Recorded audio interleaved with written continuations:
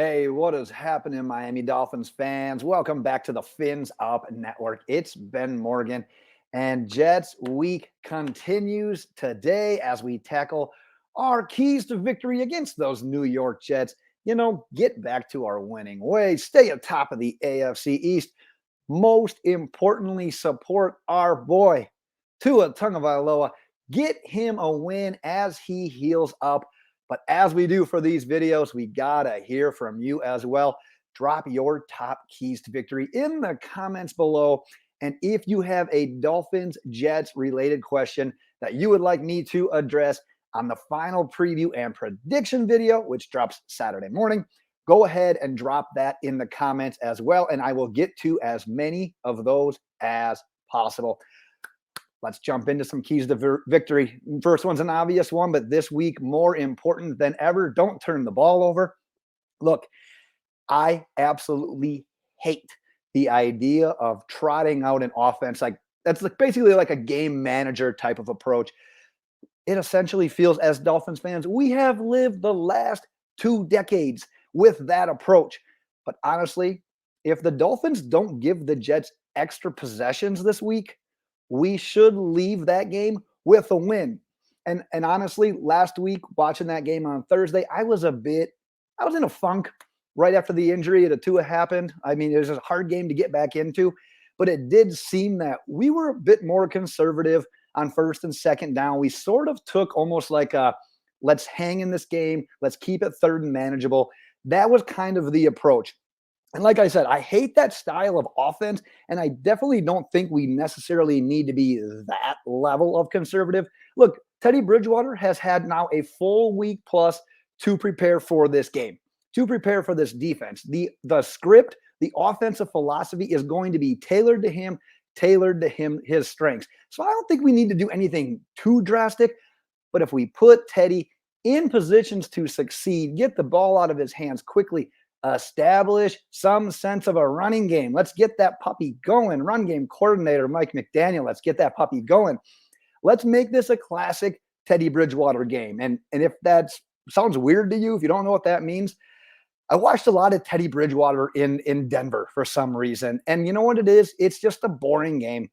It's a boring offensive game, but if you can keep him in his comfort zone, not expect him to carry the team on his back, I imagine he has the ability. We've seen it before when he stepped in for Drew Brees. Protect the football, find ways to have enough success on the offensive side of the ball without getting ultra aggressive.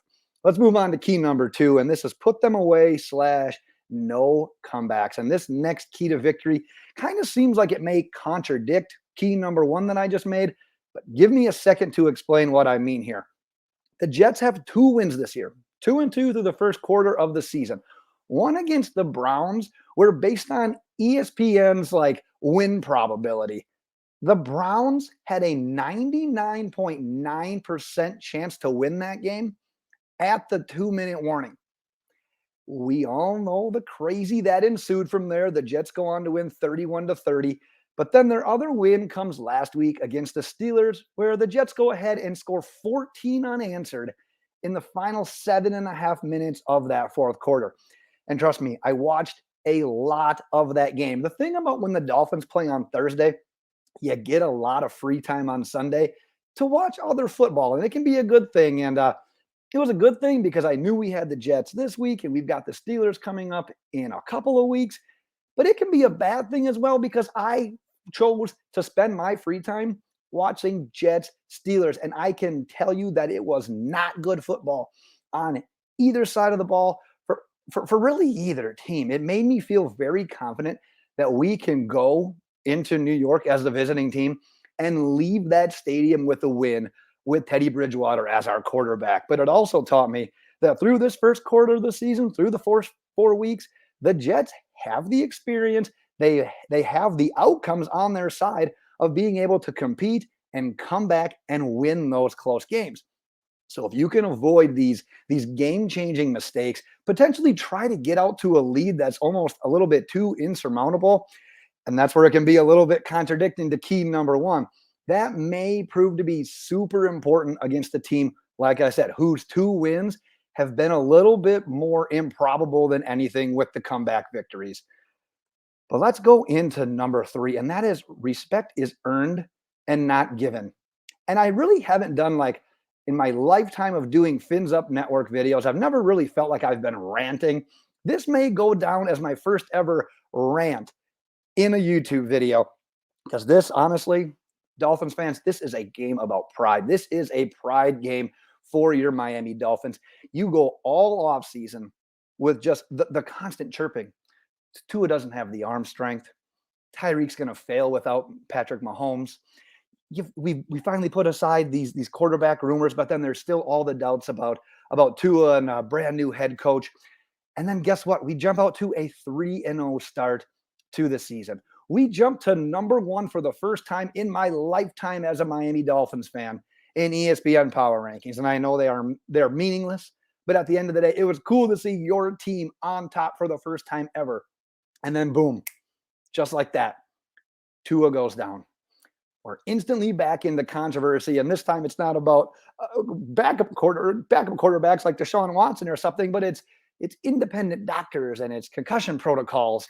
And now all of a sudden you're seeing Jets fans and these national pundits believing that not only can the New York Jets compete with the Dolphins and beat the Dolphins, there are these whisperings now like, hey, it's not the Dolphins that are going to end up being the Bills' top competition in the next couple of years for the AFC East. It's the Jets. That is what we're starting to hear right now.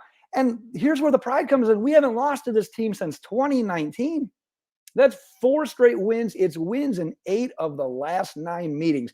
We cannot fold to this team simply because our starting quarterback is out. We cannot start 3-0 just to lose back-to-back games and be seen as just another average NFL team. This team needs to take pride in this game, take care of business on the road, which is extremely difficult typically against a divisional opponent. But you can't let a team, I'm ranting, I'm sorry. You can't let a team like the Jets spoil what we've accomplished through the first quarter of the season, because we escaped that first 4-week gauntlet with a 3-1 record. It's not the time to roll over. The schedule is about to get significantly easier. We don't have time for a letdown. We don't have time for a letdown against the Jets. This is why we paid Teddy Bridgewater top backup quarterback money. No time for a letdown. And like I said, that last key feels a little bit ranty, and I'm typically not rant guy. But man, if you need a little bit of a pick-me-up on Sunday morning because you're down like, the Dolphins play, but we don't have Tua, who knows what's going to happen, rewind that, or at least think about that. And that should spark you a little bit to say, you know what? We have historically, in recent years anyways, 8 of the last 9 games, we have beat this team. We will beat this team. And just let that ride off into the sunset. Have a couple of beers during the game. Let's enjoy a Dolphins victory. Let's keep this season going in the right direction while Tua gets healthy. And let's hear from you.